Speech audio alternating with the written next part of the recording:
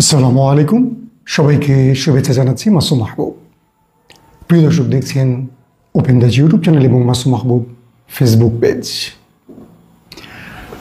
হাসিনা চলে গেছে, দোসররা রয়ে গেছে, কেউ কেউ পালিয়েছে, কেউ কেউ ভেতরে বসে দেশকে উত্তপ্ত করতে চাইছে, আরেকটি ফ্যাসিস্ট যুগের সূচনা করতে চাইছে। গতকালকে আমার বোন বা আমার সন্তান আসিয়া যখন তাকে যখন জানাজার জন্য উপস্থিত করা হয়, যখন তাকে শেষবারের মতো বিদায় দিচ্ছিল, তখন বাংলাদেশের একটি টেলিভিশনের স্ক্রিনে আমরা চোখ রেখে দেখছিলাম কোনো একজন প্রেজেন্টার আমাদের 24-এর বিপ্লবের সে মহানায়কদের শুয়োর বলে তুলনা করছে। আপনারা এই বিষয়টি জেনে গেছেন, নতুন করে আমার আর বলার কিছু নেই, কিন্তু প্রতিক্রিয়া কিছু আছে যেগুলো আপনাদের অবশ্যই মন দিয়ে শুনতে হবেন। এই শুয়োর বলার সাহস হলো কি করে, এবং এটার নেপথ্যে কারা রয়েছে, এটার ইন্ধনদাতা কারা, তারা আসলে চাইছে কি, এই বিষয়গুলো আপনাদের জানতে হবে একটা একটা করে। বাংলাদেশের যতগুলো টেলিভিশন এই মুহূর্তে রয়েছে, বাংলাভিশন, এনটিভি, এরকম 2-3টি ছাড়া প্রত্যেকটা টেলিভিশন এসছিল হাসিনার হাত ধরে। বাকি যে কটা আগে ছিল, দিগন্ত টেলিভিশন, ইসলামিক টেলিভিশন, চ্যানেল 1, এগুলো বন্ধ করে দেওয়া হয়েছিল। এবং আমরা পরবর্তী সময় দেখেছি হাসিনার রেজিমে এই টেলিভিশনগুলো হাসিনার বন্দনা কিংবা আওয়ামী লীগের দালালি করতে করতে এমন পর্যায়ে চলে গেছে যে দেশের মানুষ এই টেলিভিশনগুলো দেখা বন্ধ করে দিয়েছে। তারা দেখতে শুরু করেছে আমাদের ফেসবুক, ইউটিউবে আমাদের কথা বা আমাদের ব্লগ, আমাদের ভিডিও। এরপর এই টেলিভিশনগুলো সরকারের কাছে আবেদন করেছিল ইউটিউব বন্ধের জন্য, অথবা ইউটিউবে এমন নীতিমালা করা উচিত যাতে আমরা আসলে ঠিকমতো কন্টেন্ট যেন বানাতে না পারি। এই মোজাম্মেল বাবুর এই উদ্যোগগুলো নিয়েছিল। কারণ কি জানেন, তারা চেয়েছিল টেলিভিশনের বাইরে যেন আর কোনো মুখপাত্র বা কথা বলার কিছু না থাকে, তাহলে ইলিয়াস, পিনাকি, কনক সরওয়ার কিংবা মাসুম মাহবুবদের জন্ম হতো না। দর্শক, হাসিনা 5 তারিখে চলে যাবার পর আমরা দেখেছি আওয়ামী লীগের প্রথম সারির নেতারা আত্মগোপনে চলে গেছেন, বড় সংখ্যক নেতারা চলে গেছেন ক্যান্টনমেন্টে। এরপর সেখান থেকে হাতে গোনা কজনকে আমরা গ্রেফতার হতে দেখেছি। বাকিরা কি করে ক্যান্টনমেন্ট থেকে পালিয়ে গেছেন, এর উত্তর আজ পর্যন্ত আইএসপিআর কিংবা সেনাপ্রধান আমাদের দেননি। যাদের বিরুদ্ধে মামলা হয়েছে, যাদের বিরুদ্ধে মামলা চলমান, তাদেরকে কি করে ক্যান্টনমেন্ট থেকে ছেড়ে দেওয়া হলো, এখন পর্যন্ত কজনে কোন ক্যান্টনমেন্টে রয়েছে, এই ব্যাপারে সেনাবাহিনীর কোনো বক্তব্য আমরা পাইনি। আমরা প্রকাশ্যে যে দেখেছি এরাই কি শুধু ফ্যাসিস্ট বা দোসর, যে গণমাধ্যম আমাদের মুখ চেপে ধরেছিল, বা যে গণমাধ্যম 16টা বছর ধরে মিথ্যেকে আমাদের শুনিয়েছে, মিথ্যেকে গিলিয়েছে, আর সত্য থেকে আমাদের সরিয়ে নিয়েছে বা সত্যের সামনে পর্দা দিয়ে দিয়েছিল, সে গণমাধ্যমের কজনের বিচার হয়েছে? ফারজানা রূপা, শাকিলকে আটকালে কি দায় শেষ? কোথায় মুন্নি সাহা, কোথায় জয়ী মামুন, কোথায় আরও যারা ছিলেন, যারা টেলিভিশনগুলো দখল করে হাসিনা বন্দনা গাইতেন? তাদের কোনো বিচার হয়নি। আসলে কেন হয়নি, এই বিষয়টি আলোচনার আগে আরও গুরুত্বপূর্ণ কথা হলো, বাংলাদেশের টেলিভিশনগুলোকে আজকে আপনারা যেমন দেখছেন, আপনার কি মনে হচ্ছে এই টেলিভিশনগুলোর চেহারা পাল্টে গেছে, বা মানুষগুলো সব পাল্টে গেছে, বা তারা হঠাৎ করে সত্য বলতে শুরু করেছে 5 তারিখের পর? আসলে তা নয়। তাদেরকে উপর থেকে নির্দেশ দেওয়া হয়েছে, তোমরা এই মুহূর্তে চুপ থাকো, ওদের কথাগুলি বলো।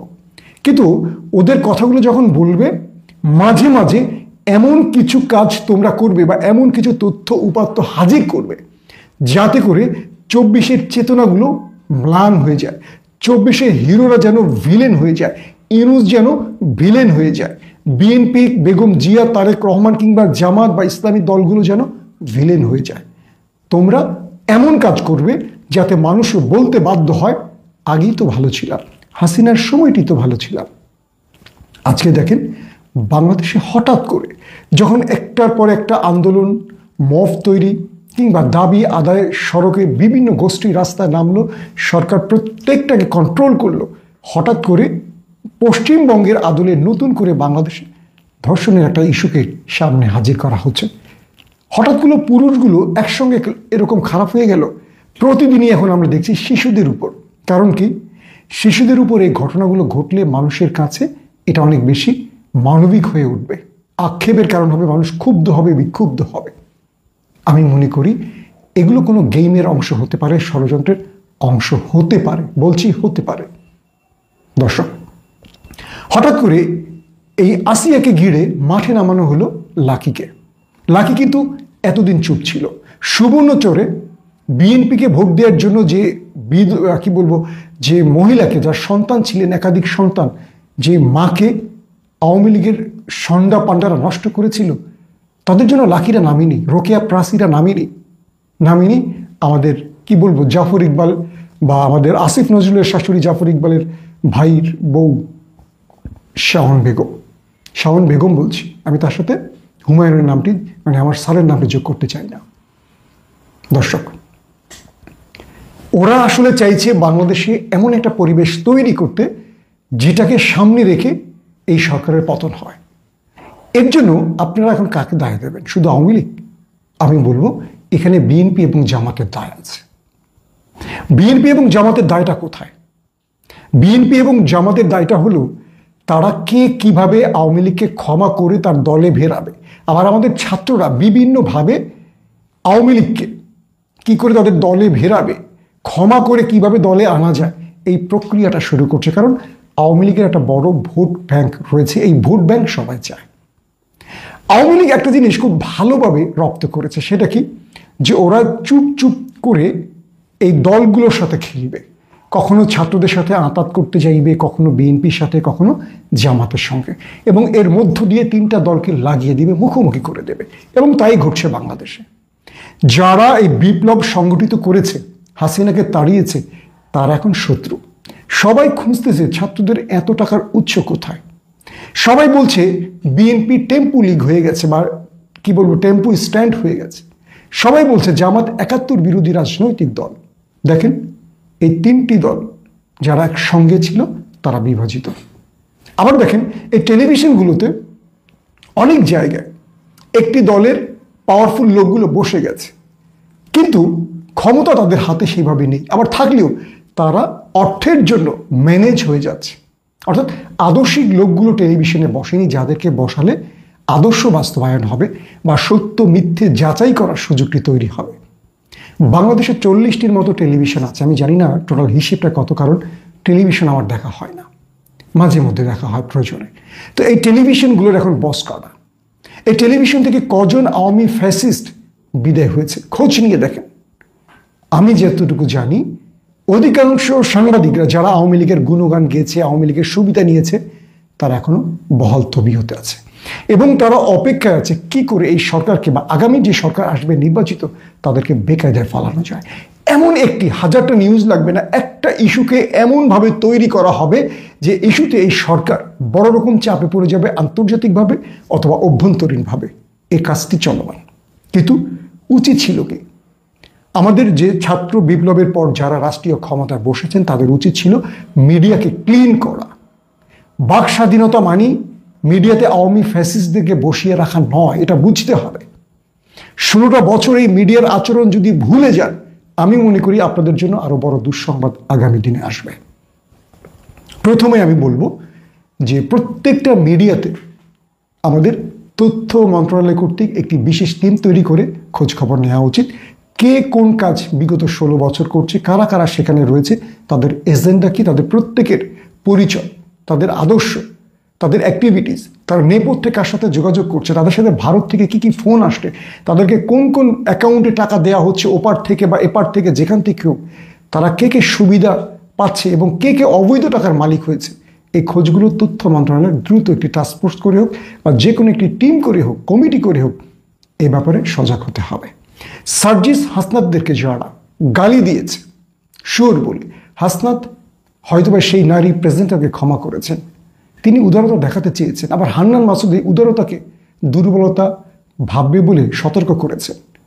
একটা বিষয় মনে রাখবেন, রাজনীতি করার সময় না এটা হাসনাত। আপনাকে যে সুর বলেছে, মনে রাখবেন সে অপেক্ষা আছে আপনাকে সুর বানাবে। আপনাকে এসে জঘন্য পর্যায়ে নামিয়ে দেবে।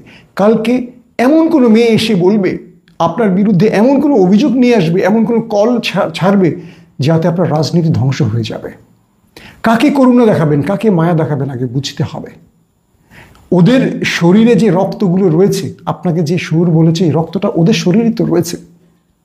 তো ওরা আপনার এই ক্ষমাকে বিনয় কিংবা ভদ্রতা কিংবা আপনার প্রতি ভালোবাসা হিসেবে দেখছে না, ওরা আপনার দুর্বলতা অথবা এটাকে কাজে লাগাতে চাইবে।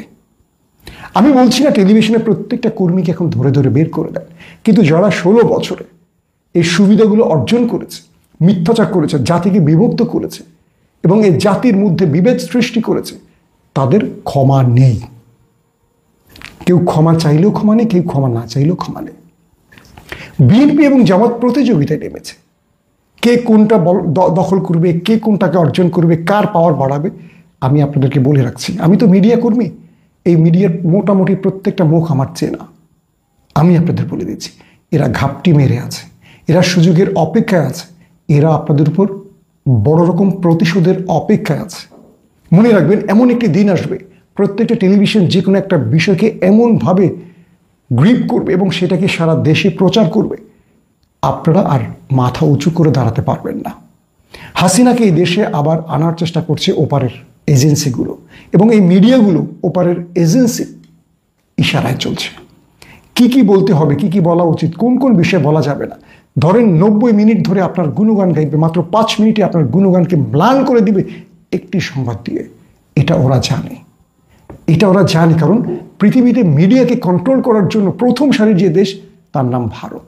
আপনি জানেন তুরস্কের টিআরটি ওয়ার্ল্ড টেলিভিশন, একটা ওয়ার্ল্ড টেলিভিশন, এটারও সবচেয়ে শীর্ষে পদে বসে আছে কারা? ভারতীয়রা। আমি আপনাদের জেনেই বলছি, সেখানে অনেক সময় সুবিধাজনক কথা আমাদের মুসলমানরা বলতে পারে না।